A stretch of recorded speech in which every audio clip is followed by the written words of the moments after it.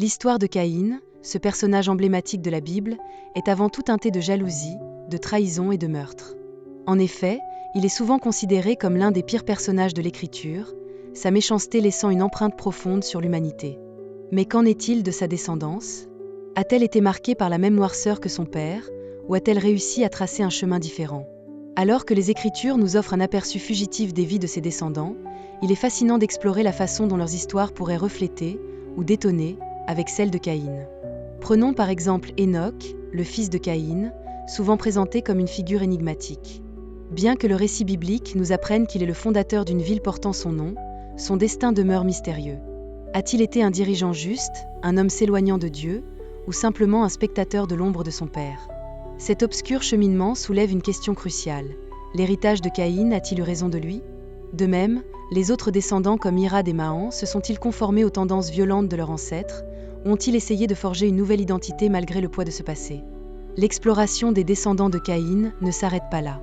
Lamech, par exemple, semble incarner la continuité de l'arrogance et de la violence, se vantant d'avoir tué un homme. En revanche, d'autres descendants, tels que Jubal et Jabal, ont innové dans des domaines tels que la musique et l'agriculture, apportant des contributions significatives à la société.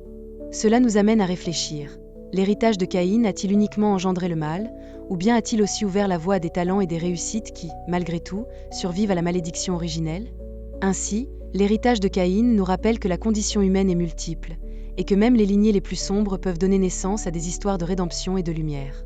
Enoch, le premier-né de Caïn, est une figure énigmatique qui émerge de l'ombre de l'un des actes les plus infâmes de la Bible. Bien que son existence soit à peine esquissée dans les Écritures, il a bâti une ville qui porte son nom, ce qui soulève de nombreuses questions sur son rôle et sa nature. Est-il simplement l'héritier d'un héritage macabre, ou présente-t-il une possibilité de renouveau ? Tandis que Caïn est souvent associé à la malédiction et à la violence, Enoch pourrait représenter une tentative de tourner la page sur un passé sombre.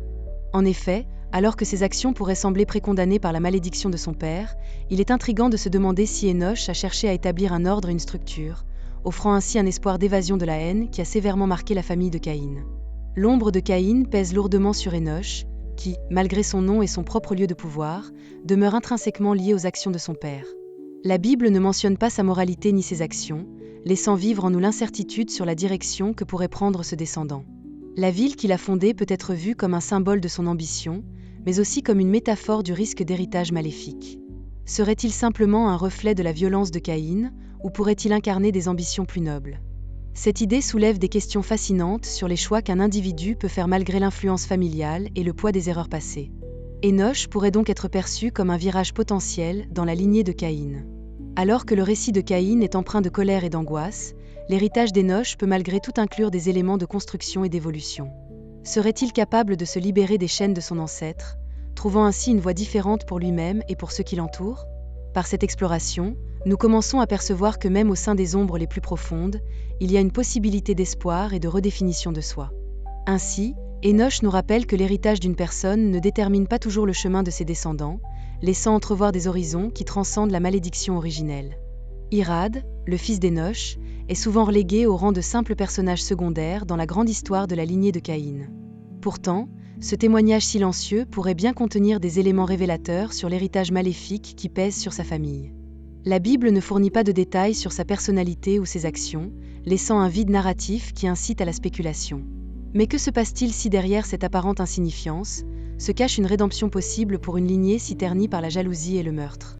En creusant un peu plus, certaines traditions apportent un éclairage surprenant sur ce personnage oublié. Au sein des croyances mormones, par exemple, Irad est présenté comme un témoin crucial dans la lutte contre le mal que Caïn a introduit dans le monde. Il est perçu non seulement comme un descendant, mais comme un homme qui, conscient des ténèbres qui l'entourent, cherche à s'opposer à l'héritage d'infamie de son ancêtre. Irad pourrait donc agir comme un contrebalancement à la violence en tentant de dévoiler les conspirations qui plongent sa lignée dans le désespoir. Son rôle, bien que peu visible dans les textes traditionnels, pourrait être celui d'un homme qui œuvre dans l'ombre pour dénoncer les méfaits hérités de Caïn. Une figure qui, malgré son silence apparent, pourrait être un phare d'espoir. La question se pose alors, Irad est-il véritablement un espoir dans cette lignée si profondément marquée par le péché ? Sun histoire nous pousse à réfléchir à la possibilité de redemption au sein de lignes maudites. En choisissant de lever la voix contre l'injustice qu'incarne Lamech, son descendant, Irad pourrait symboliser non seulement l'alternative à la violence de son passé, mais également une volonté de restaurer l'honneur de sa famille. Peut-être que même les héritiers d'un lourd fardeau peuvent, par la détermination et la conscience, changer le cours de leur histoire. Ainsi, à travers le personnage apparemment anodin d'Irad, nous découvrons que l'héritage ne se résume pas à des mauvais choix, mais peut aussi servir de fondement à une nouvelle chance de faire le bien. Meujaël et Métushal, deux personnages souvent négligés dans l'histoire de la lignée de Caïn, portent des noms qui semblent suggérer une connexion au divin.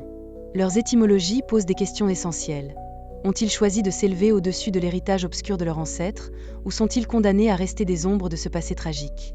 Meujaël, dont le nom pourrait se traduire par « celui qui est frappé de Dieu », suggère une dimension spirituelle ou divine.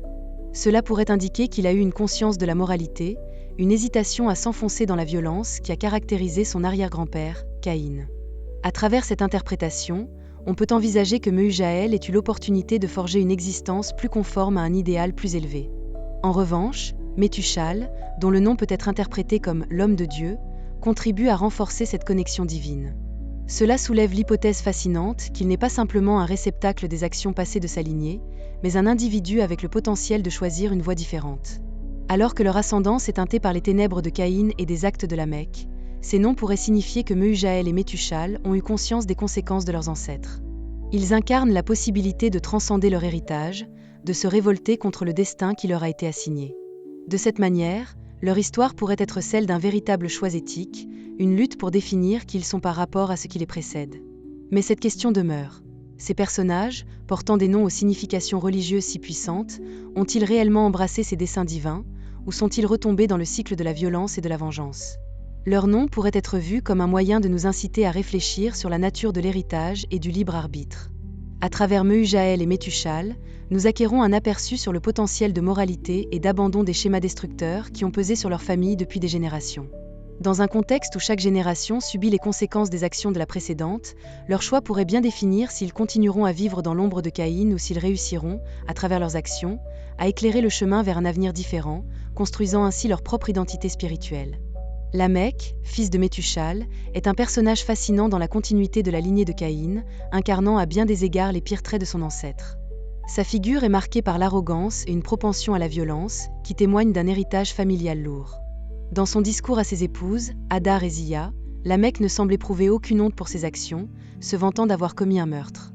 Ce besoin de briller par sa propre vastitude rappelle la psychologie de Caïn, laissant entrevoir qu'il pourrait reproduire les erreurs de son père tout en les amplifiant.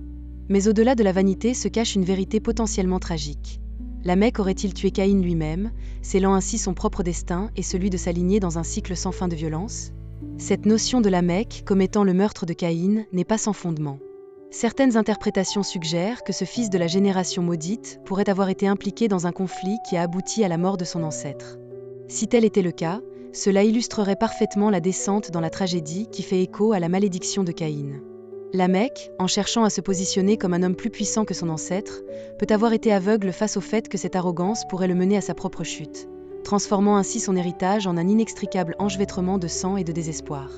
Son assurance qu'il pourrait défier le jugement de Dieu, et que sa vengeance surpasserait celle de Caïn, démontre un niveau de fierté qui frôle le mépris des conséquences de ses actes.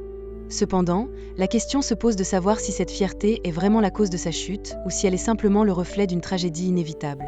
En tant que personnage, Lamech illustre la lutte entre le choix et le destin, rappelant aux spectateurs que la fierté peut parfois se retourner contre nous de manière inéluctable. En intégrant la polygamie dans sa vie, il innove mais également, inconsciemment peut-être, renforce le schéma destructeur hérité de Caïn. À travers Lamech, nous voyons un homme qui, bien qu'armé de son arrogance, est piégé dans un tissu d'histoire familiale qui semble toujours impatient de se répéter. Cette dualité entre fierté et tragédie apprend à chacun que nos choix peuvent être aussi lourds que nos héritages, appelant à une réflexion profonde sur le véritable sens de l'identité et de la rédemption au sein des générations. Namé, la seule fille connue de Caïn, émerge comme une figure intrigante au sein de cette lignée maudite. Alors que les récits bibliques et apocryphes la dépeignent souvent de manière marginale, son potentiel d'influence pourrait être aussi pernicieux que celui de son célèbre père. À travers les récits tempérés par les traditions qui l'entourent, Namé est souvent présenté comme ayant un pouvoir de séduction remarquable, capable d'attirer et de corrompre non seulement les hommes, mais aussi, dans certaines versions, même des êtres angéliques. Cela soulève une question captivante. Namé est-elle simplement un produit de son environnement familial, héritant des traits sombres de Caïn, ou incarne-t-elle un mal nouveau, plus subtil et insidieux? En explorant les différentes interprétations de son personnage, l'un des récits fascinants dévoile que Namé aurait eu le pouvoir d'attirer à elle l'attention des anges, notamment celui nommé Azazel, un des fils de Dieu souvent associé à la rébellion. Cette dynamique de séduction et de corruption suggère que Namé n'est pas seulement influencée par son héritage, mais qu'elle pourrait également l'utiliser pour manipuler et exploiter les faiblesses des autres. Dans ce sens, l'héritage de Caïn semble imprégné dans son être, mais elle pourrait également transcender cet héritage, devenant une entité à part entière capable d'adopter l'impureté sous une forme plus raffinée et séduisante. Au final, l'histoire de Namé nous pousse à réfléchir sur la nature du mal et la manière dont il se propage à travers les générations.